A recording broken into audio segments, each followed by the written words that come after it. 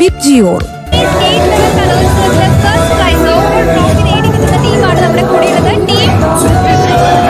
Indian medical association Kerala ഘടകത്തിന്റെ 20ാമത് സംസ്ഥാന കലോത്സവത്തിലേക്ക് സ്വാഗതം. ഹലോ, നമസ്കാരം. ഉത്സവത്തിന്റെ ഒരു ലഹരിയാണ് ഇവിടെ നടന്നുകൊണ്ടിരിക്കുന്നത്. IMA-യുടെ 20ാമത് സംസ്ഥാന കലോത്സവത്തിന്റെ വേദിയിലാണ് നമ്മളിപ്പോൾ ഉള്ളത്. ഇപ്പൊ നമ്മളോടൊപ്പം ഡോക്ടർ പി ഗോപികുമാർ ചേരുന്നുണ്ട്. ഡോക്ടർ ഇവിടെ ഓർഗനൈസിംഗ് കമ്മിറ്റിയിലുണ്ട്. അതോടൊപ്പം തന്നെ ആ പാൻഡമിക്കിന്റെ ടൈമില്, കോവിഡിന്റെ ടൈമില് IMA-യുടെ സ്റ്റേറ്റ് ലെവൽ സെക്രട്ടറി കൂടിയായിരുന്നു. അപ്പോൾ വലിയ ഉത്തരവാദിത്തങ്ങൾ ഭംഗിയായിട്ട് ചെയ്ത് നിർവഹിച്ച് ഇതൊക്കെ ഡോക്ടറെ സംബന്ധിച്ച് ഒരു ചെറിയ സിറ്റുവേഷൻ ആണ്. എന്നാൽ പോലും ഇതിൽ നിന്നുള്ള എക്സ്പീരിയൻസ് നമുക്ക് ഡോക്ടറോട് ചോദിക്കാം. ഡോക്ടറെ ആദ്യം സ്വാഗതം ചെയ്യാം. ഡോക്ടർ പി ഗോപികുമാർ, ഹലോ റേഡിയോയിലേക്ക് സ്വാഗതം. Thank you. എങ്ങനെയുണ്ട് മത്സരങ്ങൾ? ആവേശപൂർവ്വം നടക്കാണോ? തീർച്ചയായിട്ടും. കാരണം ഇപ്പോൾ ഡോക്ടർമാരുടെ ഇടയിൽ തന്നെ ഈ അടുത്ത കാലത്തായിട്ട് എനിക്ക് തോന്നുന്നു ഒരു 4-5 കൊല്ലമായിട്ട് കൂടുതലായിട്ടും ആൾക്കാർ പാട്ട് പാടാനായാലും നൃത്തങ്ങൾക്കായാലും മറ്റു സ്കിറ്റുകൾക്കൊക്കെ ആയാലും ഒക്കെ മുന്നിട്ടിറങ്ങി വരുന്നുണ്ട്. മിക്കവാറും എല്ലാ കൊല്ലവും ജില്ലാ തലത്തിലും ഈവൻ ബ്രാഞ്ച് തലത്തിലും ഒക്കെ കോമ്പറ്റീഷൻസോ അല്ലെങ്കിൽ അതുപോലുള്ള അത് നടക്കുന്നുണ്ട്. പലരും സീരിയസ് ആയിട്ട് തന്നെ സംഗീതം പഠിക്കുന്നവരൊക്കെ ഉണ്ട്, സമീപിക്കുന്നവരുണ്ട്. എനിക്ക് തോന്നുന്നത് ഒരു പ്രസ് റിലീസ് നമുക്ക് ഡോക്ടർമാരെ സംബന്ധിച്ച് ഒരുപാട് ചിലപ്പോൾ എല്ലാ മേഖലകളിൽ എല്ലാ ഏരിയയിലേക്കും അവർക്ക് പെട്ടെന്ന് കടന്നു ചെല്ലാൻ സമയമില്ല, ചിലപ്പോൾ അവർക്ക് സാധിക്കാറുമില്ല. അപ്പൊ അതുകൊണ്ട് തന്നെ അവരുടെ ഇടയിൽ തന്നെ IMA-യുടെ ഈ ഘടകത്തിൽ തന്നെ ഇങ്ങനെ ഒരു വലിയ ഓപ്പർച്യൂണിറ്റി അവർക്ക് ഒരുക്കി കൊടുക്കുന്നു എന്നുള്ളതിൽ തന്നെ വലിയ സന്തോഷം തോന്നാണ്.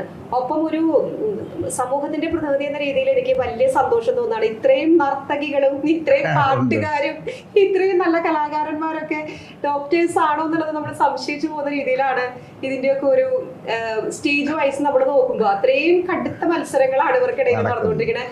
അതും ഡോക്ടർ നേരത്തെ പറഞ്ഞ പോലെ നല്ലൊരു പ്രൊഫഷനാണ്. പ്രൊഫഷണലിസം ഡോക്ടറേറ്റ് നേടുമ്പോൾ തന്നെയുണ്ട്. പക്ഷെ ഇത് കലാമേഖലകളിലും ആ ഒരു പ്രൊഫഷണലിസം അതിനേക്കാൾ മികച്ച രീതിയിൽ അവർ കൊണ്ടുപോകുന്നു എന്നുള്ളതാണ്.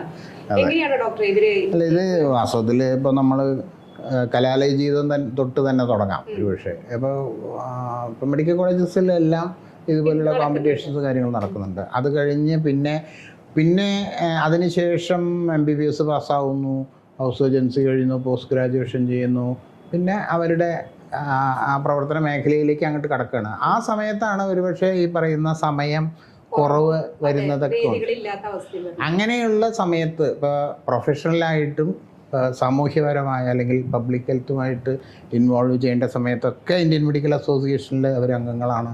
ഇന്ത്യൻ മെഡിക്കൽ അസോസിയേഷൻ്റെ ഒരു പ്ലാറ്റ്ഫോം ഈ കാര്യങ്ങൾക്കൊക്കെ ഉണ്ട്. അത് നോളജ് അപ്ഡേഷൻ, നമ്മുടെ CMA എന്നൊക്കെ പറയില്ലേ, കണ്ടിന്യൂഡ് മെഡിക്കൽ എഡ്യൂക്കേഷൻ പ്രോഗ്രാംസ്, പുതിയ പ്രവണതകളെ നമ്മൾ അറിയുന്നത്, ഇതിനൊക്കെ വേണ്ടി ചെയ്യുന്നതോടൊപ്പം തന്നെ അതിൻ്റെ ഒരു ഭാഗമായിട്ട് ഈ കലാപ്രവർത്തനങ്ങളും അതിനുള്ള വേദിയാകാനും ഇന്ത്യൻ മെഡിക്കൽ അസോസിയേഷൻ്റെ ബ്രാഞ്ചുകളാകട്ടെ, സംസ്ഥാന തലമാകട്ടെ, ജില്ലാ കമ്മിറ്റികളുണ്ട്, എല്ലാം നടക്കുന്നുണ്ട്. അപ്പോൾ അതിനുള്ള വേദികൾ ഒരുക്കുക എന്നുള്ളത് അസോസിയേഷൻ്റെ ഒരു കർത്തവ്യമായിട്ട് തോന്നുന്നു.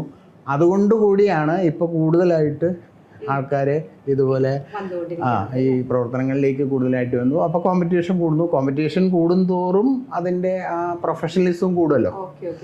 അങ്ങനെയാണ്. പിന്നെ അത് തന്നെയല്ല, ഇപ്പോൾ നിങ്ങൾ മൊത്തത്തിൽ സമൂഹത്തിൽ തന്നെ പരിശോധിച്ചാൽ അറിയാം, പാട്ട് പഠിക്കുന്നവരും ഡാൻസ് പഠിക്കുന്നവരും കുട്ടികളായിരിക്കുമ്പോൾ തന്നെ.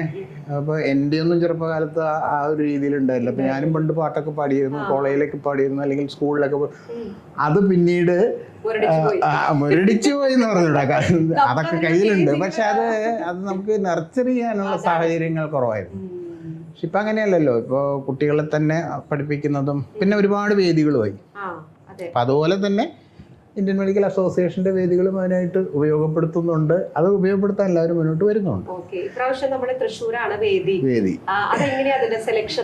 അങ്ങനെ പ്രത്യേകിച്ച് സെലക്ഷൻ എന്ന് പറഞ്ഞുകൂടാ. ഇതില് പലപ്പോഴും അതിന് തയ്യാറായിട്ട് വരുന്ന ജില്ലയോ അല്ലെങ്കിൽ ബ്രാഞ്ചിനെയോ അത് ഏൽപ്പിക്കാറാണ് പതിവ്. ഈ പ്രാവശ്യം തൃശ്ശൂർ മുന്നിട്ടിറങ്ങി, അല്ലെങ്കിൽ തൃശ്ശൂർ ബ്രാഞ്ച് നേതൃത്വം കൊടുത്തുകൊണ്ട് ഞങ്ങൾ ചെയ്യാം. കഴിഞ്ഞാലും പാലക്കാട് വെച്ചായിരുന്നു. പാലക്കാട് IMA ബ്രാഞ്ചാണ് അത് ഹോസ്റ്റ് ചെയ്തിരുന്നത്. അതിനു മുമ്പ് കോഴിക്കോട് നടത്തിയിട്ടുണ്ട്, തലശ്ശേരിയിലുണ്ടായിട്ടുണ്ട്, തിരുവനന്തപുരത്തുണ്ടായിട്ടുണ്ട്. അപ്പോൾ ഈ ആദ്യം അതാണ് ഏതെങ്കിലും ഒരു ബ്രാഞ്ച്. ഇപ്പോൾ തൃശ്ശൂരിനെ സംബന്ധിച്ചിടത്തോളം 2000-ൽ പരം മെമ്പർമാർ ഇപ്പോൾ ഇവിടെയുണ്ട്. അപ്പോൾ അത്രയുള്ളൊരു വലിയ ബ്രാഞ്ച് ആകുമ്പോൾ അത് കുറേയും കൂടിയും ആസൂത്രണം ചെയ്യാനും നടത്തിക്കാനും ഒക്കെ സാധ്യത കൂടുതലാണ് എന്നുള്ളതുകൊണ്ട് തന്നെ പിന്നെ പ്രസിഡൻറ്റ് ടീമും മുൻകൈ എടുത്തുകൊണ്ട് ഹോസ്റ്റ് ചെയ്യാണ്. ഓക്കെ, ഈ ഇന്ത്യൻ മെഡിക്കൽ അസോസിയേഷന്റെ നമ്മുടെ ഈ ഒരു കേരളത്തിന്റെ ആ ഒരു രീതിയിലേക്ക് ഇപ്പോൾ വളരെയധികം നല്ലൊരു കൾച്ചറലിസം അവർ കീപ്പ് ചെയ്യുന്നുണ്ട്. എല്ലാവരും നന്നായിട്ട് പാർട്ടിസിപ്പേറ്റ് ചെയ്യുന്നുണ്ട്. നമ്മൾ പ്രതീക്ഷിച്ചതിനേക്കാൾ അധികം ആളുകൾ വരുന്നുണ്ട്. ഓൾ ഇന്ത്യ ബേസിൽ നോക്കുകയാണെങ്കിൽ ഡോക്ടേഴ്സിന് അങ്ങനെ ഒരു ഓപ്പർച്യൂണിറ്റി ഉണ്ടോ? ഉണ്ട്, ഓൾ ഇന്ത്യ ബേസിസിലുണ്ട്. പക്ഷേ ഒരു പ്രത്യേകതയുള്ളത്, അപ്പോൾ കേരളത്തെ സംബന്ധിച്ചിടത്തോളം കേരളത്തിൽ 117 ബ്രാഞ്ചുകളാണ്. അതായത് ഒരു ജില്ല എടുത്താൽ 11 മുതൽ 13 വരെ ബ്രാഞ്ചുകൾ ഉണ്ടാവും. അതിൽ പല അപ്പോൾ 100 മെമ്പർമാർ മുതൽ ഈ പറഞ്ഞ 2000 മെമ്പർമാർ വരെയുള്ള ബ്രാഞ്ചുകളുണ്ട്. കേരളത്തെ സംബന്ധിച്ചിടത്തോളം കേരളത്തിലെ നല്ലൊരു ശതമാനം മോഡേൺ മെഡിസിൻ ഡോക്ടർമാരും ഇന്ത്യൻ മെഡിക്കൽ അസോസിയേഷനിലെ അംഗങ്ങളാണ്. ദേശീയ തലത്തിൽ തന്നെ 2ാം സ്ഥാനം കേരളത്തിനാണ്. ഏറ്റവും കൂടുതൽ മെമ്പർമാരുള്ളത് മഹാരാഷ്ട്രയിലാണ്, അത് കഴിഞ്ഞിട്ട് കേരളത്തിലാണ്. അത് വലിയ വ്യത്യാസമില്ല രണ്ടും തമ്മിൽ. മൊത്തം ഏകദേശം 3.5 ലക്ഷത്തോളം അംഗങ്ങളാണ് ഓൾ ഇന്ത്യ IMAയിലുള്ളത്. ഈ ഓരോ സംസ്ഥാനത്തും അവരുടേതായിട്ടുള്ള രീതിയിലുള്ള കൾച്ചറൽ ആക്ടിവിറ്റീസ് നടക്കുന്നുണ്ട്. പക്ഷേ ഇതിലിപ്പോൾ കേരളത്തെ സംബന്ധിച്ചിടത്തോളം ഞാൻ നേരത്തെ പറഞ്ഞു 117 ബ്രാഞ്ചസ് ഉള്ളതിൽ ഈ 117 ഒരു പക്ഷേ ആക്റ്റീവായിട്ടുള്ള മെമ്പർമാരാണ്. അതിൽ ചിലത് വളരെ ആക്റ്റീവായിട്ടുള്ളതുണ്ട്, അല്ലാത്തതുണ്ട്. എങ്കിൽ പോലും അത്രയും ആക്ടിവിറ്റി അല്ലെങ്കിൽ അതുപോലെ ആക്റ്റീവായിട്ടുള്ള ബ്രാഞ്ചുകളല്ല മറ്റ് സംസ്ഥാനങ്ങളിൽ നിന്നുള്ളത് കൊണ്ടാണ് പലപ്പോഴും ചില ഭാഗങ്ങളിലേക്കായിട്ട്, ഇപ്പോൾ മഹാരാഷ്ട്ര പറയുകയാണെങ്കിൽ പൂനെയിലോ ബോംബെയിലോ അങ്ങനെയുള്ള ധൂലെ, അതുപോലെ മീര ഭയന്ദർ എന്നൊക്കെ പറഞ്ഞ ചില പ്രത്യേക ബ്രാഞ്ചുകളുണ്ട്. അവരൊക്കെ വളരെ ആക്റ്റീവാണ്. ഇതുപോലെ വർഷങ്ങളിൽ പലപ്പോഴായിട്ട് കൾച്ചറൽ ആക്ടിവിറ്റീസും അതുപോലെ പൊതുജനാരോഗ്യ പ്രവർത്തനങ്ങളൊക്കെ ഇടപെടുന്നു.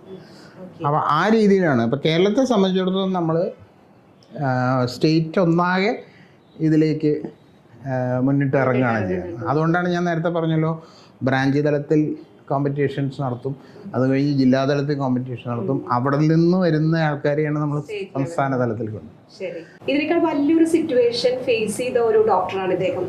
കാരണം കേരളം മാത്രമല്ല, ലോകം മുഴുവനും ആ ഒരു കോവിഡിന്റെ പാൻഡമിക് ആയിരിക്കുന്ന സമയത്ത് ഒരുപാട് ഡോക്ടേഴ്സും അതിലൊരു പേടിയും അവർക്ക് തോന്നാമെന്നുണ്ടെങ്കിൽ പോലും നിവൃത്തിയില്ല. ഡോക്ടർമാരെ പേടിച്ചു കഴിഞ്ഞാൽ പിന്നെ നമ്മൾ ആരും ഇല്ല ഭൂമിയിൽ. അതുകൊണ്ട് തന്നെ ആ ഒരു പാൻഡമിക് സിറ്റുവേഷനിൽ അവരെ ഒരുമിപ്പിച്ച് നിർത്താനും കുറേയധികം ഡോക്ടർമാർക്ക് കേരളത്തിൽ തന്നെ ജീവൻ നഷ്ടപ്പെട്ട ഒരു സന്ദർഭമൊക്കെ ഉണ്ടായിരുന്നു. ആ സമയത്ത് ഇന്ത്യൻ മെഡിക്കൽ അസോസിയേഷന്റെ കേരള ഘടകത്തിന്റെ സെക്രട്ടറി ആയിട്ട് പ്രവർത്തിച്ചുകൊണ്ടിരിക്കുകയായിരുന്നു.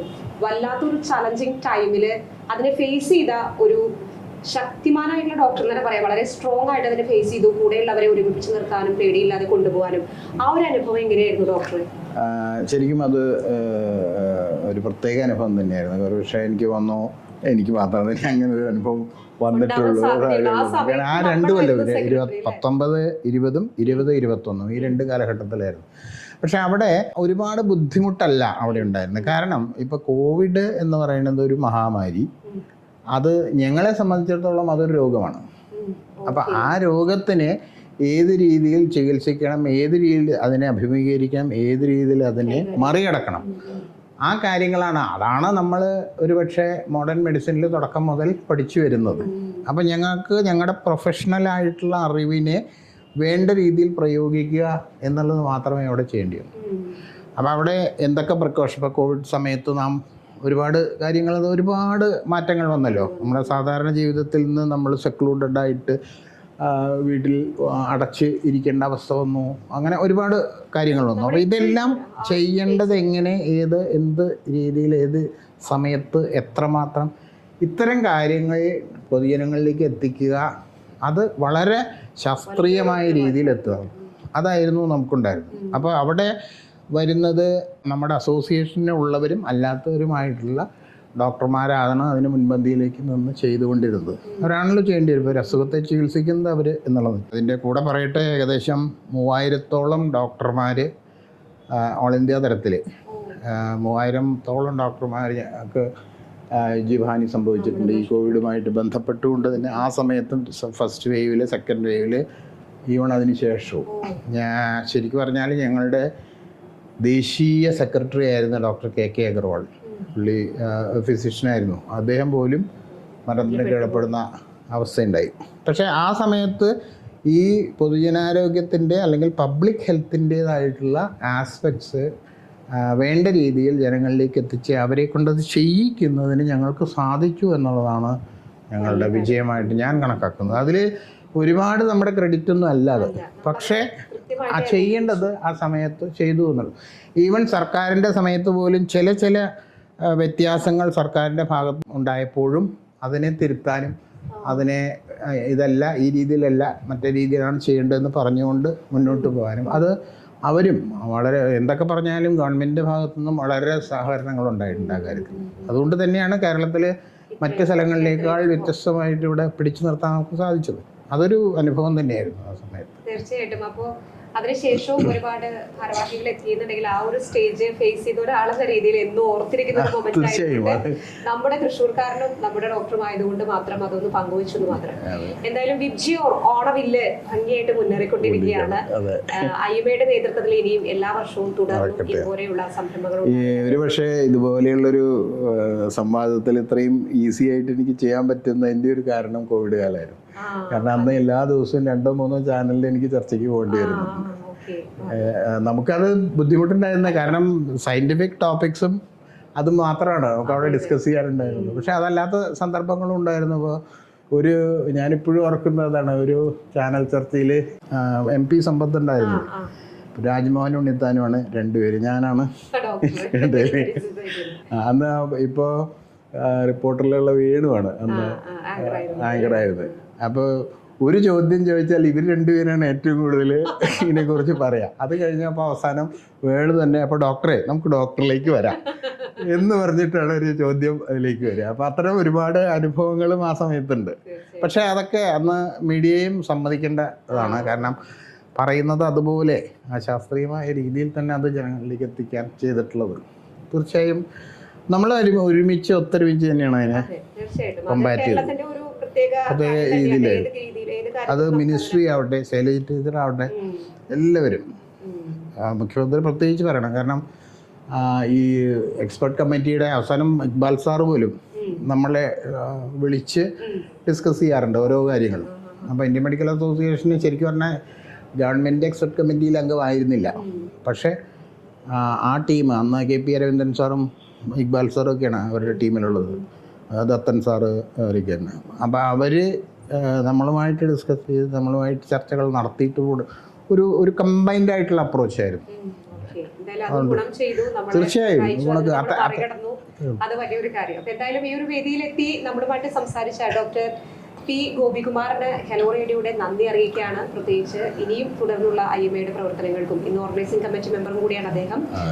അദ്ദേഹത്തോടുള്ള ഈ വേദിയിൽ അടുത്ത 2026-27 സംസ്ഥാന പ്രസിഡന്റ് കൂടിയാണ്. അത് ശരി, നോമിനേറ്റ് ചെയ്യപ്പെട്ട ആള് കൂടിയാണല്ലോ. IMAയുടെ സംസ്ഥാന പ്രസിഡന്റ് ആണ് ഇരിക്കുന്നത്. ഇക്കൊല്ലല്ല, 2026-27 അല്ലേ? ഓക്കെ.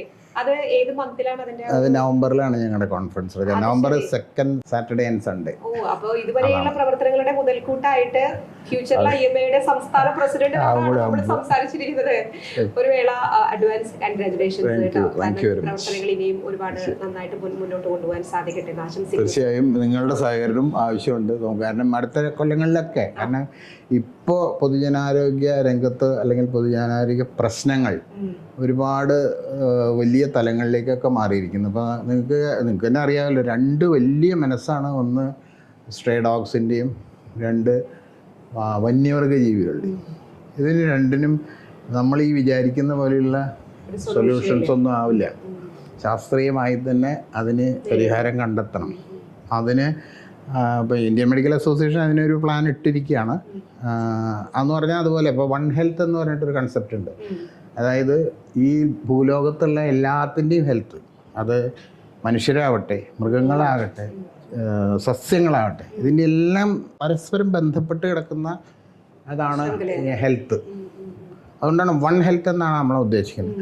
അപ്പം മൃഗങ്ങളുടെ രോഗാവസ്ഥകളിൽ മാറ്റം ഉണ്ടാകുമ്പോൾ അത് മനുഷ്യരുടെ രോഗത്തിൽ ബാധിക്കും.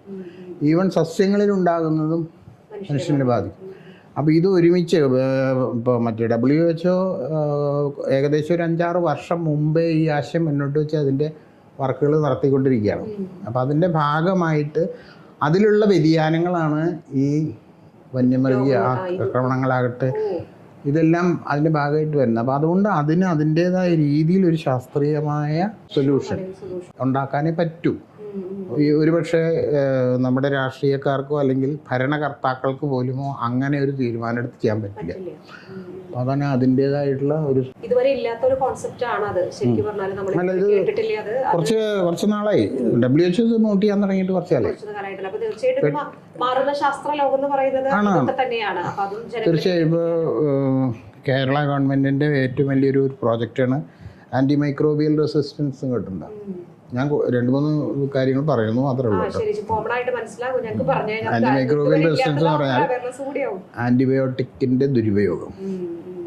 ആൻറ്റിബയോട്ടിക്കിൻ്റെ ദുരുപയോഗം എന്ന് പറഞ്ഞാൽ ആൻറ്റിബയോട്ടിക്സ് ഇപ്പോൾ നിങ്ങൾ യൂസ് ചെയ്യുമ്പോൾ അതിനൊരു പർട്ടിക്കുലർ പീരീഡ് യൂസ് ചെയ്തില്ലെങ്കിൽ നിങ്ങൾ എന്തിനാണോ ഇപ്പോൾ ബാക്ടീരിയക്കെതിരെയാണ് ആൻറ്റിബയോട്ടിക്സ് യൂസ് ചെയ്യുന്നത്.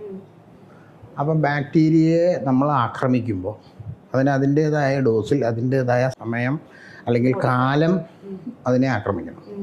5 ദിവസമോ 10 ദിവസമോ കഴിക്കേണ്ട ആൻറ്റിബയോട്ടിക്സ് നിങ്ങൾ 2-3 ദിവസം കഴിച്ചാൽ ഈ ആൻറ്റിബയോട്ടിക്കിനെതിരായിട്ട് ഈ ബാക്ടീരിയ റെസിസ്റ്റൻസ് ഡെവലപ്പ് ചെയ്യും.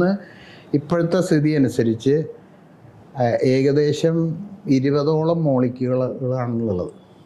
അതിൽ 18 മോളിക്യൂളിനും റെസിസ്റ്റൻസ് ഡെവലപ്പ് ചെയ്തിരിക്കുന്ന ഒരവസ്ഥയിലാണ്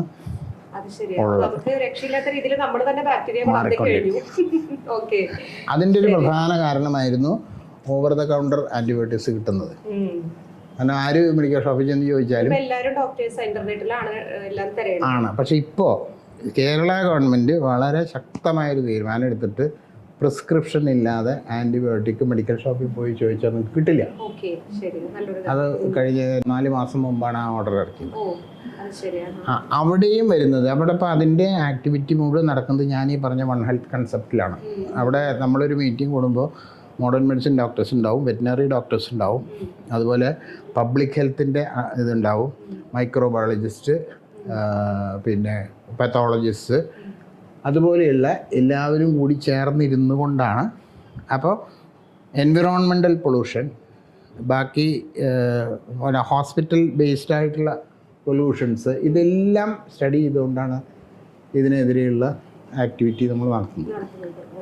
അത്തരത്തിലുള്ളൊരു കമ്പൈൻഡ് മൂവ്മെൻ്റാണ് ഇനി നടക്കാൻ പോകുന്നത്. അപ്പൊ എനിക്ക് തോന്നുന്നത് വരുന്ന ആ ഒരു IMA പ്രസിഡന്റ് സ്ഥാനം കുറെ കൂടെ തീർച്ചയായിട്ടും അതായത് പബ്ലിക് ഹെൽത്തിൽ കൂടുതൽ ഇൻവോൾവ് ചെയ്യാൻ തന്നെയാണ് IMA തീരുമാനം. കാരണം അത് ആവശ്യമാണെന്നുള്ള ബോധ്യമുള്ളതുകൊണ്ട് തന്നെ. ശരിയാ. അപ്പോൾ ഇന്ന് ഇൻഫർമേഷന്റെ കാലഘട്ടമാണ്. അത് ഒരുപാട് അനാവശ്യമായിട്ടുള്ള ഇൻഫർമേഷൻസ് ആണ്. ഇപ്പൊ കറക്റ്റ് പോയിന്റിൽ നിന്ന് കറക്റ്റ് കാര്യങ്ങളാണ് ഇപ്പൊ നമ്മൾ കേട്ടുകൊണ്ടിരിക്കുന്നത്. തുടർന്നും അദ്ദേഹത്തിന്റെ കർത്തവ്യ പഥത്തിൽ നിന്ന് നമുക്കത് അറിയാവുന്നതുമാണ്. എന്തായാലും ഈ ഒരു സമയത്ത് നമ്മളോടൊപ്പം ചേർന്നതിലും സംസാരിച്ചതിലും ഹൃദയം നിറഞ്ഞ നന്ദി അറിയിക്കുകയാണ്. വിബ്ജിയോർ ഓണവില്ലിൽ നിന്ന് ഹലോ റേഡിയോ. എല്ലാവർക്കും എൻ്റെ നന്ദി. Thank you.